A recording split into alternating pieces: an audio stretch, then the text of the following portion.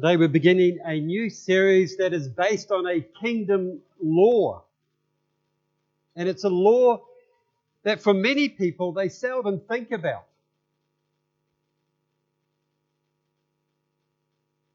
And yet if they did, if they took the time to understand this kingdom law and how it influences our life, it would alter their lives for good. To quote the words of the greatest teacher of all, the carpenter from the plains of Galilee gave us the secret time and time again, and he said, "As you believe, so shall it be done unto you." In Proverbs 23 verse 7, it says, "As a man thinks in his heart, so is he." And even in this book of wisdom, Proverbs 4:23 warns us. It says, "Be careful how you think. Your life is shaped by your thoughts." Or let me say this another way. Every one of us is the sum total of his own thoughts. And this, people, is the simple fact which is at the basis of the law of sowing and reaping. You will, not maybe, you will get back what you put out. It's a law like gravity. If you get on top of a building and you jump off, guess what's going to happen? You're always going to go down. You're never going to go up. And it's the same with all the other laws of nature. They're inflexible. They always work. So in other words, each of us must live off the fruit of his thoughts in the future. Because what you think today and tomorrow, next month, next year, will mold your life and determine your future. This is why Jesus challenged the people to change their thinking. Because regardless of what you know, and some of us are pretty knowledgeable, regardless of what you know, or how many times you read the Bible, if your mind does not change, neither will your life. And with that said, we're beginning a series called We Become What We Think About. And my first message is a two-part that I've entitled Success or Failure. Success or failure. Have you ever thought, why is it that some people succeed in life and others don't?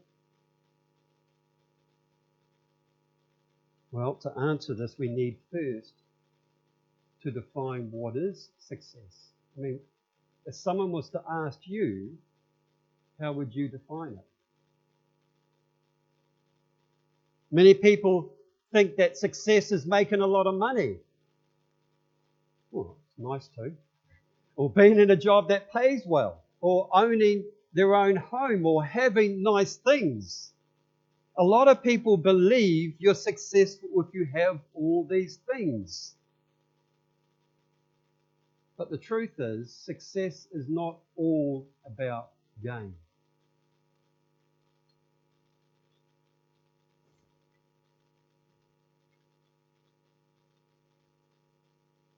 Here's a definition that I came across that I thought summed it up really well. Success is the progressive realization of a worthy ideal. If a person is working toward a predetermined goal and knows where they are going, that person is a success. I mean, it stands to reason if you are thinking about a concrete, worthwhile goal,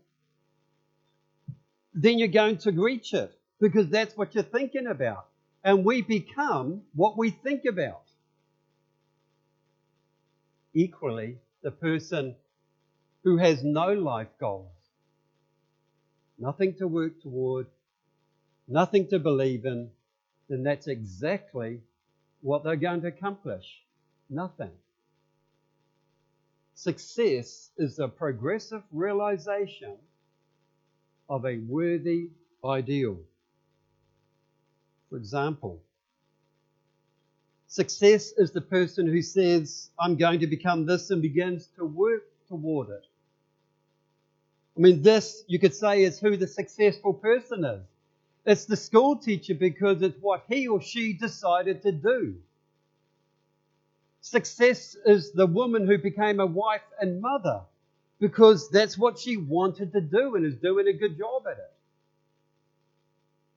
Success is the person who became a great artist because that's what they wanted to do. It's the salesperson who wants to become a top-notch salesman and grow and build with his or her organization. Listen, success is anyone who is doing deliberately a predetermined job because that's what he or she decided to do deliberately.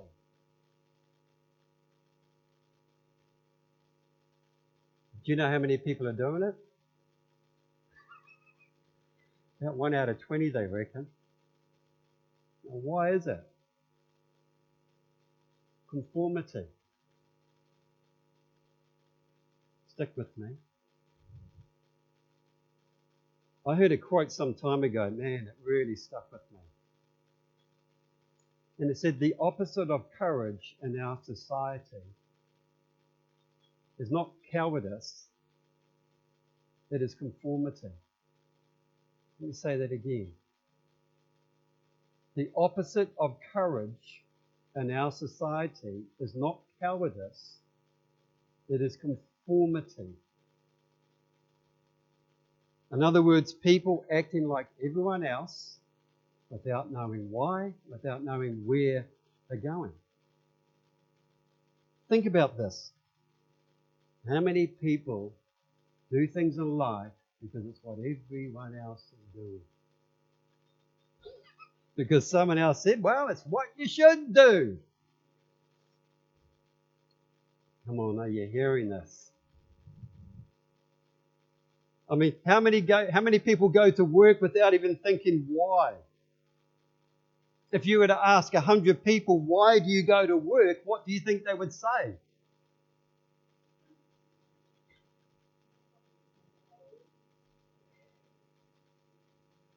I heard a survey where 100 people were asked this very question. Why do you work? Why do you get up in the morning?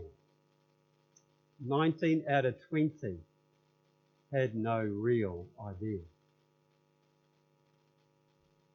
They simply went to work because that's what everyone else is doing. And sadly, a large percentage of them were acting like those who had no idea of where they were going. Some of us just live day to day.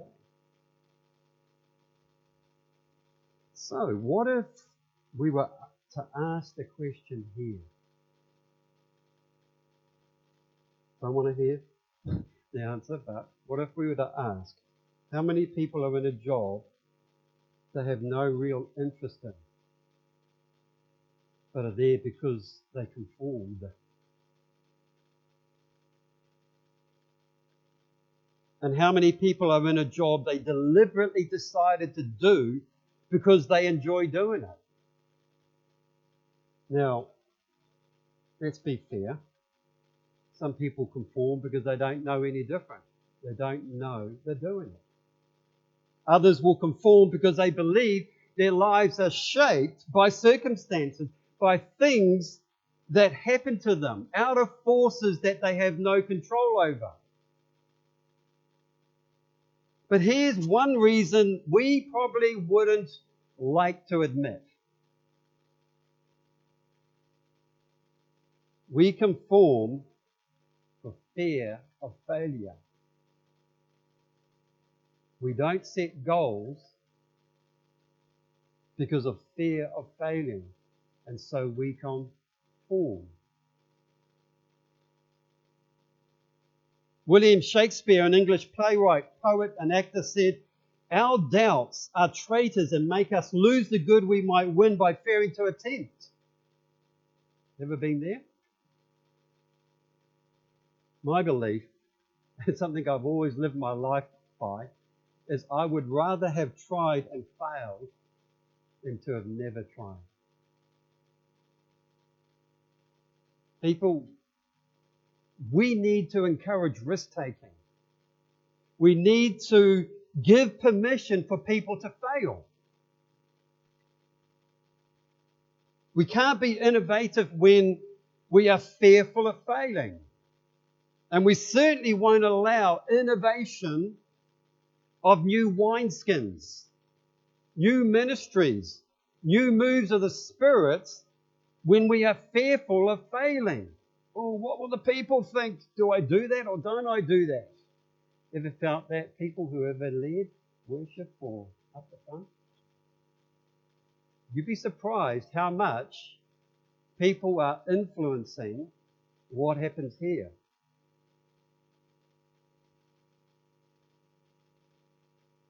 And you can also look in the mirror, because it can happen to everyone.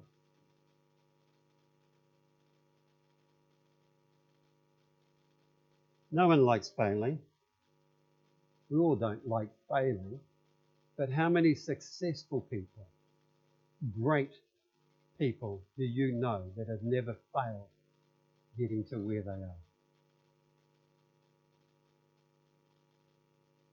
And sadly, for some of us, the fear of failure is too great a cost. And it literally controls us. Hence why we conform. One of my old bosses said to me, "John, Christians hear from God all the time, but they don't step out and do what he says." Someone once said, "The human race is fixed, not to prevent the strong from winning, but the weak from losing." The economy today can be likened to a convoy in time of war. The entire economy is slowed down to protect its weakest link, just as the convoy had to go at a speed to permit its slowest vessel to remain in formation. And that's why it's so easy to make a living today. It takes no particular brains or talent to make a living and support a family today. And so we have a plateau of security if that's what a person is looking for. But we do have to decide how high above this plateau we want to aim. Now, I'm sure we've all heard or joked about the Labor government acting like a nanny state. Basically, the government treating people like children, people who don't have the brains or talent to make life's decisions for themselves. Here's a quote from a 2018 paper entitled "Labor's Nanny State Streak Showing." Whether it's telling New Zealanders what to think, say or eat, governments have single-mindedly pursued, now listen to this, single-mindedly pursued ideological goals. And individual freedoms have been trampled in the process. Here's the latest one, or maybe not the latest, but it's one I read not long ago, is the conversion therapy ban, criminalising parents and carers. This ban would criminalise parents who wish to protect their child from the physical, emotional, and psychological harm caused by gender dysphoria. Got a word for everything, eh? Language. Parents would be criminalised and liable to 6 months imprisonment simply for affirming that their sons are boys and their daughters are girls. The Labour Party and Greens want to legislate against the discussion and practice of alternatives to hormone surgery and confusion.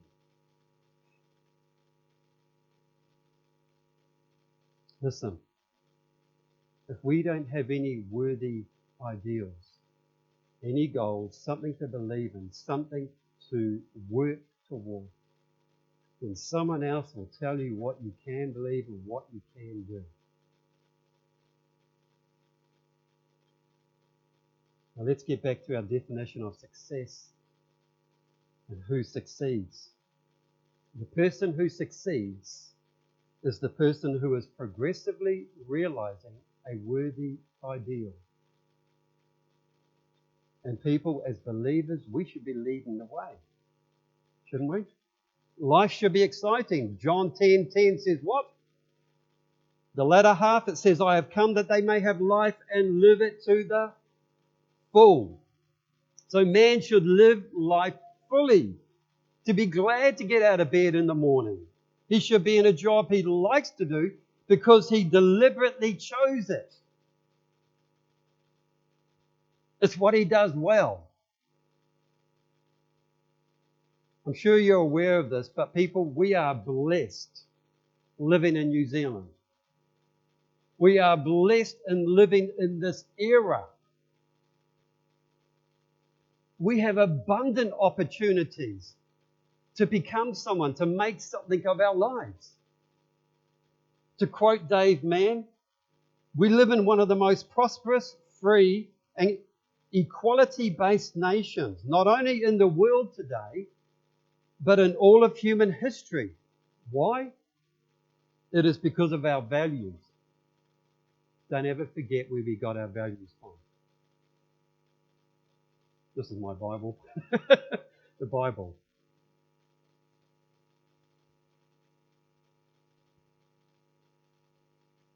God calls us to a life of discovering who we are in Him. Amen?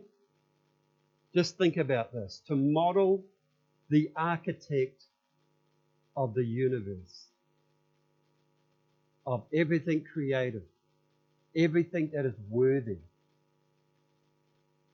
He's called us to be courageous. And not just when we are saved and get baptized and have to give our testimony in front of everyone and shaking knees. But this faith journey, people, is a continuous process of taking steps of courage so to become the person that He's destined us to be. Now, we know that it's easier said than done, but the question we must ask ourselves is, are we willing to pay the price?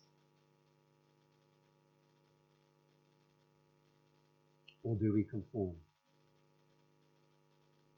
So what is the price? Well, firstly, it's understanding emotionally and intellectually that we literally become what we think about.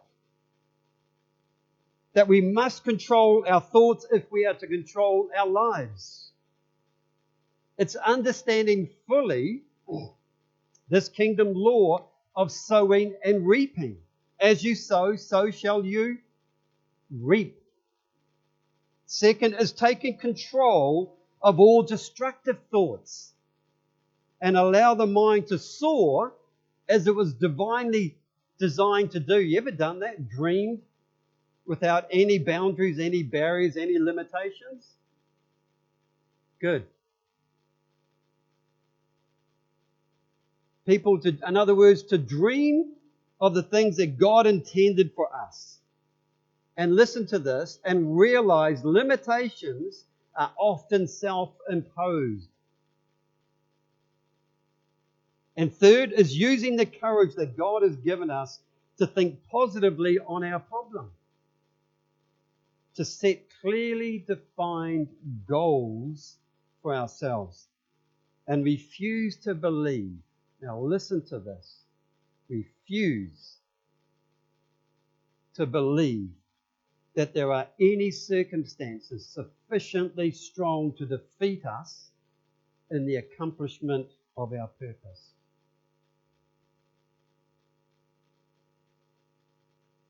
Are we willing to commit so that we can live the life that God's called us to? Then we must be willing to pay the price, people.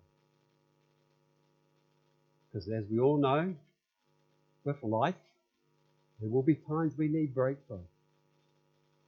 There will be times we need the courage. I don't know about that, John. And the commitment to see this breakthrough in our lives, both personally and as a church. Has anyone here been to Vid's Kitchen in Sanson? Yum. Yeah, I like that when I go there.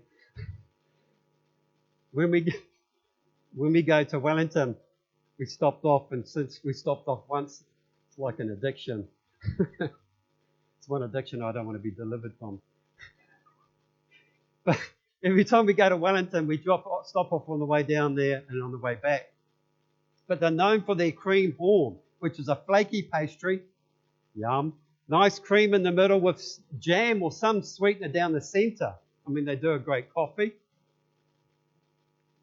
Their food's fantastic. It's just a great place to be in. What's the era that it's designed in? 50s. But it's really cool. Cool place to go. You've got to stop off. Vid's Kitchen in Sanson. There's an advert. But when we were there, I noticed this poster on the wall. And it really caught my attention. It says, "Success is not for the lazy." Success is not for the lazy. If we want to get somewhere in life, to succeed, to be successful, then it takes commitment and courage. If you want to be a doctor, don't know if any of you do, some of us are too old, you need to study hard, stay focused, and progress through about 11 to 15 years of higher education and training. If you want to be a teacher, and depending on the subject, it can take about 3 to 6 years. I remember doing my bachelor's degree. I would have laughed at you if you said that when I left school. With being dyslexic, it took a lot of commitment, courage, and faith to overcome some destructive thinking. In other words, self-imposed limitations. I mean, I hated my schooling years. Being dyslexic and growing up in an education system that didn't acknowledge dyslexia, let alone help those who learn differently, had influenced what I believed about myself. However, if I were going to become the person God saw me as, then I needed to undo what I believed from my schooling years and what authority figures had spoken over my life. Think about this. How many people are enslaved to untruths? Have conformed to what authority figures have spoken over them? Have conformed to their self-imposed limitations? Millions upon millions upon millions. Listen, if you are that person who has wondered why some people succeed in life and others don't, then just maybe you're questioning your own life. And maybe this is something you need to hear. See, here is the key to success and the key to failure. We become what we think about. It's a law. You would not jump off that roof because you understand the law of nature. This is a kingdom law. Let me say that again. We become what we think about. So we must control our thoughts, people, if we are to control our lives. Every one of us needs to understand fully this kingdom law of sowing and reaping. As you sow, so shall you reap. Now, I'm going to expound on this a lot more in the coming weeks. But for now, I want to leave you with this. We need to consider just what we are believing about ourselves, good and bad, and how much of it we allow it to control our lives, and how much is because of our own doing, our own self-imposed limitations. I want to leave you with this. Next week I continue, but ask the Lord this week, what am I believing about myself that is a lie or even a half-truth that is controlling my life? Amen? Amen.